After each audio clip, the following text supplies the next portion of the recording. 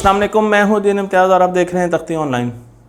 अगर मैं ये कहूं कि काश्तकारी ने उसके रवायती तरीक़ों ने हमारी ज़मीन को ख़राब किया तो ये गलत नहीं होगा। आज हम ये समझते हैं कि काश्तकारी इतनी ज़्यादा आबादी की वजह से हमारी ज़मीन को डैमेज कर रही है। हमारी ज़मीन काश्तकारी के लिए नहीं है, बल्कि काश्तकारी के लिए हमें नई टेक्नोलॉजीज़ का इस्तेमाल करना पड़ेगा और इंसानों को रहने के लिए ज़मीन की ज़रूरत होगी। अगर आप ज़मीन पर काश्तकारी करते हैं तो ज़मीन पर सॉइल के अंदर एक इकोसिस्टम होता है जो कि मुख्तलिफ़ जानवरों और पौधों से मिलकर बाहमी इश्तराक के भरोसे पर चल रहा होता है। मैं आपको यहाँ पर एक इकोसिस्टम दिखा रहा हूँ जिसमें आप देख सकते हैं कि पौधे भी हैं, सूरज भी है, फिर हमारे पास छोटे माइक्रोब्स, बैक्टीरिया, फंजाई और उसके साथ साथ हमारे पास बड़े इंसेक्ट्स और एनिमल्स भी हैं, जिस तरीके से निमाटोड्स, केचुए, मुख्तलिफ़ किस्म के आपको इंसेक्ट्स नज़र आते हैं जो कि क्यारियों में, खेतों में घूम रहे होते हैं। आपको वहाँ पे परिंदे नज़र आते हैं, आपको वहाँ पे खरगोश नज़र आते हैं। तो आपको बहुत सी लाइफ नज़र आती है। और जब वहाँ पर काश्तकारी शुरू हो जाती है तो ये लाइफ ऐसा ऐसा ख़त्म होना शुरू हो जाती है। अब इस लाइफ का काम यह है कि ये ज़मीन के अंदर कार्बन डिपॉज़िट्स को मेंटेन रखती हैं। लेकिन जब हम इन जानवरों को, इस ज़िंदगी को ख़त्म करना शुरू कर देते हैं काश्तकारी के लिए, तो ज़मीन आहिस्ता आहिस्ता बंजर होना शुरू हो जाती है। और उसके साथ फिर हम हल चला देते हैं तो रही सही कसर तो उसमें निकल जाती है, क्योंकि उसकी वजह से इंसेक्ट्स और छोटे छोटे जानवर वैसे ही ख़त्म हो जाते हैं। तो काश्तकारी की वजह से हम अपनी ज़मीन के छोटे छोटे इकोसिस्टम्स ख़त्म करते जा रहे हैं जो कि सॉइल के लिए ज़रूरी हैं। तो जब इन इकोसिस्टम्स को हम ख़त्म करेंगे तो कुछ अरसे के बाद, पैदावार देने के बाद, हमारी ज़मीन आहिस्ता आहिस्ता पैदावार कम करना शुरू कर देगी। और जब ज़मीन पैदावार कम करना शुरू करती है तो फिर हम यूरिया डालते हैं, फिर हम खादें डालते हैं और डिफरेंट किस्म की चीज़ें डालते हैं ताकि ज़मीन के उन मिनरल्स की कमी पूरी करने की कोशिश की जाए। और पेस्टिसाइड्स का इस्तेमाल करते हैं ताकि अपनी पैदावार को बढ़ाया जाए।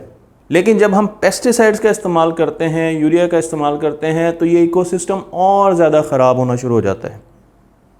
अब इस काश्तकारी के निज़ाम में चेंज आने वाली है। अगले 10 सालों में बहुत मेजर शिफ्ट आने वाली है और एक नारा बहुत ज़्यादा सुनने को आपको मीडिया पर मिलेगा, हर जगह मिलेगा, वो है fresh produced locally grown fruit and veggies. यानी कि फ्रेश और करीब उगाई गई, लोकल उगाई गई हमें सब्ज़ियां चाहिए।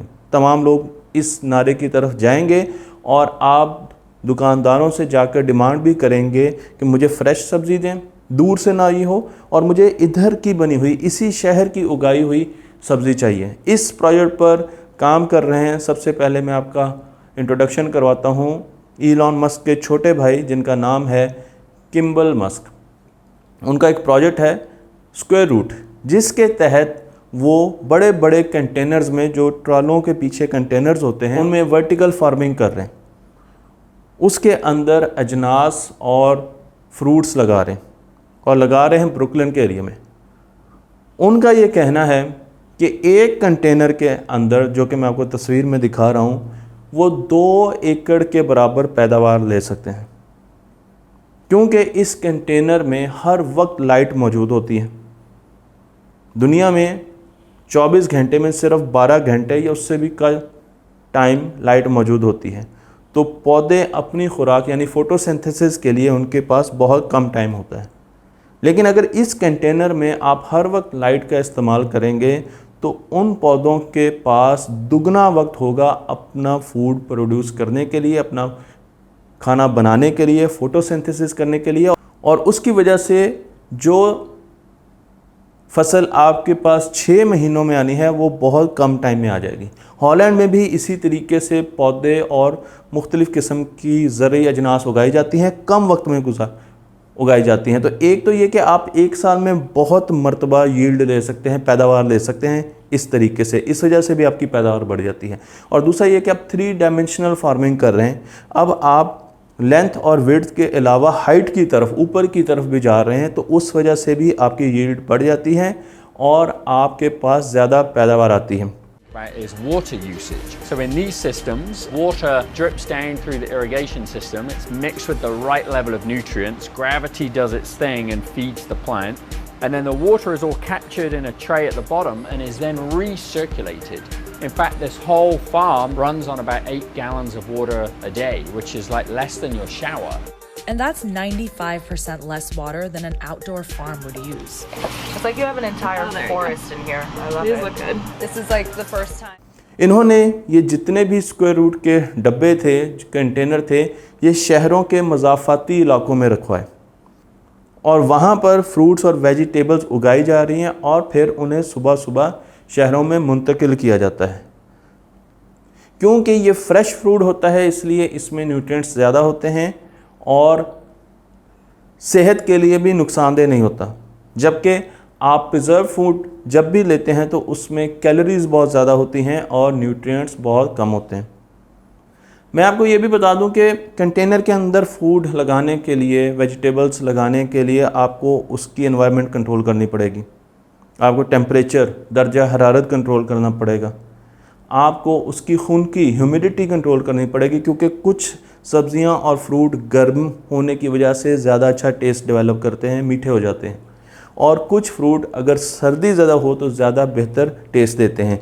तो हमने उनकी ग़ज़ाइयत को, उनके टेस्ट को भी, दोनों को सामने रखना है, उसको इम्प्रूव करना है। इसलिए हमने उन्हें आर्टिफिशियल मसनूई मौसम देने और ऐसा मौसम बनाए रखना है जिसमें वो सब्ज़ी या वो फ्रूट ज़्यादा से ज़्यादा अच्छी पैदावार भी दे सके और टेस्ट भी बेहतर हो सके।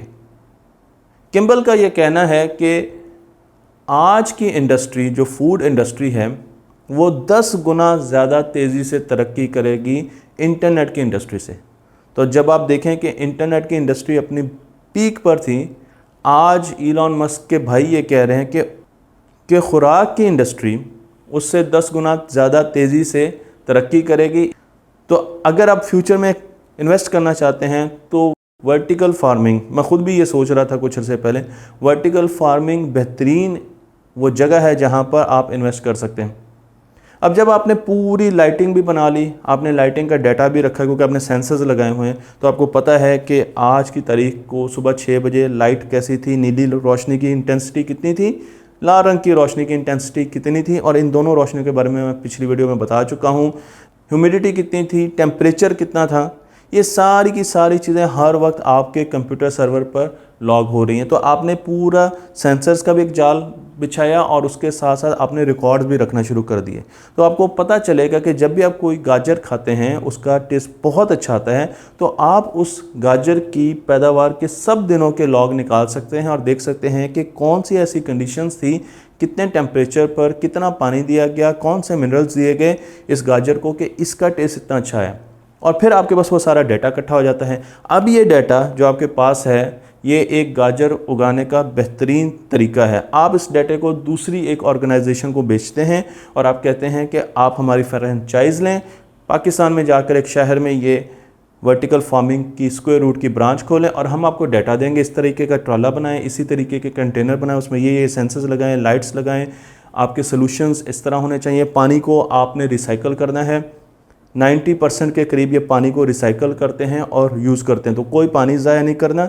और आप इस तरीके से हमें रॉयल्टी दें और अपना बिज़नेस करें। तो फ्यूचर का जो बिज़नेस जा रहा है वो इस तरीके से जा रहा है और लोग भी इसे पसंद करेंगे क्योंकि ये ट्रांसपेरेंट है, आम सब्जियां लग रही हैं और मार्केट में, लोकल मार्केट में जा रही। मैं आपको ये भी बता दूं कि बहुत से ऐसे प्रोजेक्ट भी हो रहे हैं जिसमें रूफ़ पर, छतों पर फार्मिंग की जा रही है।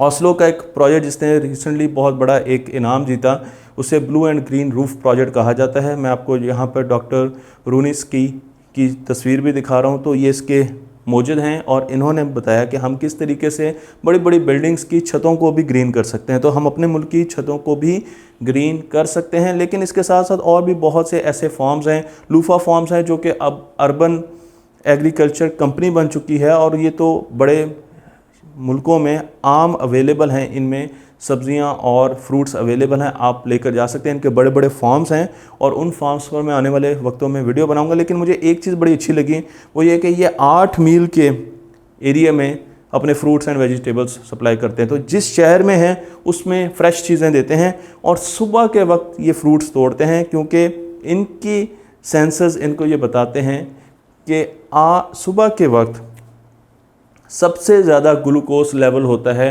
वेजिटेबल्स और फ्रूट्स का। तो अगर आप सुबह के वक्त उनको तोड़ेंगे और उनको मार्केट में भेजेंगे तो उनका टेस्ट बहुत अच्छा होगा। तो अब आपको ऐसी शिमला मिर्च खाने की ज़रूरत नहीं है जो 2 दिन पुरानी तोड़ी गई है। उसकी न्यूट्रिएंट वैल्यू तो वैसे ही बहुत नीचे आ चुकी है, वो दूर दराज के किसी इलाके से आई है, तो आपको ना ग़िज़ाइयत मिलेगी और ना ही उसकी क्वालिटी उतनी अच्छी होगी। तो अब लोकली ग्रोन फ्रेश फ्रूट, मैंने आपको बताया था ना, वेजिटेबल्स, ये नारा आने वाला है जिसकी बेसिस पर आप चीज़ें जाकर लेंगे। तो मैं आपको यहाँ पर डॉक्टर डिक्सन का भी एक इनिशिएटिव दिखा रहा हूँ, ब्रुकलिन क्रंच न्यूयॉर्क, जो कि उनका एक प्रोजेक्ट है और उन्होंने वर्टिकल फार्मिंग शुरू की हुई है। लेकिन जो सबसे अहम है, जिस पर मैं अपनी वीडियो ख़त्म करने जा रहा हूँ, वो प्रोजेक्ट है ऑर्गेनिक फूड का। हम ऑर्गेनिक फूड को डिस्कस कर रहे हैं और उस प्रोजेक्ट का नाम है एरोफार्म न्यूयॉर्क। ये प्रोजेक्ट न्यूयॉर्क के मुख्तलिफ हिस्सों में फार्म्स लगा रहा है और बड़ी बड़ी इमारतें लेते हैं, बड़ी बड़ी इमारतें लेकर उसमें वर्टिकल फार्मिंग कर रहा है। आप तस्वीरों में भी देख सकते हैं। तो इनका तरीका ये है कि लीफी वेजिटेबल्स, पत्तों वाली वेजिटेबल्स ज़्यादा लगाते हैं, फूल लगाते हैं, पत्तों वाली वेजिटेबल्स, सैलड्स वगैरह लगाते हैं। और अगर आप देखें तो 3 रैक में आपको दिखा रहा हूँ, तो आप एक रैक में देखें तो आपको ऊपर लाइट्स नज़र आएंगी, तो लाइट कंट्रोल करते हैं, पानी सर्कुलेट करते हैं, 96% पानी सर्कुलेट करते हैं, सिर्फ 4% पानी इस्तेमाल होता है एग्रीकल्चर में। और हम ज़मीनों पर 70% पानी जो इंसान इस्तेमाल करता है उसका 70% एग्रीकल्चर पे जाता है। तो आप देखें कितना ज़्यादा पानी हम रिसाइकल कर रहे हैं।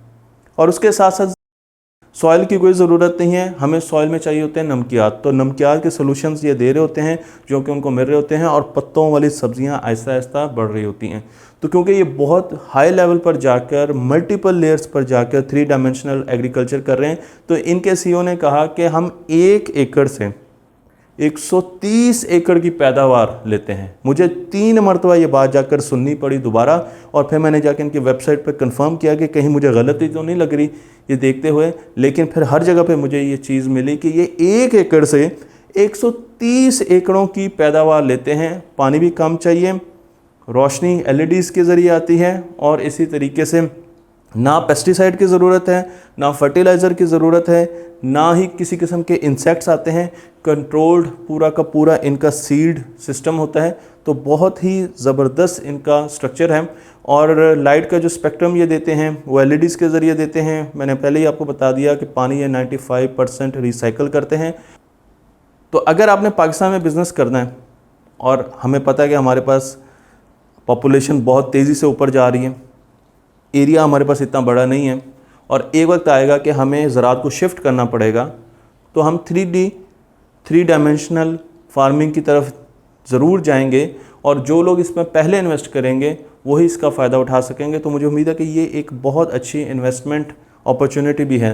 तख्ती ऑनलाइन को लाइक कीजिए, शेयर कीजिए और इस इल्म को दूसरों तक पहुँचाते रहिए।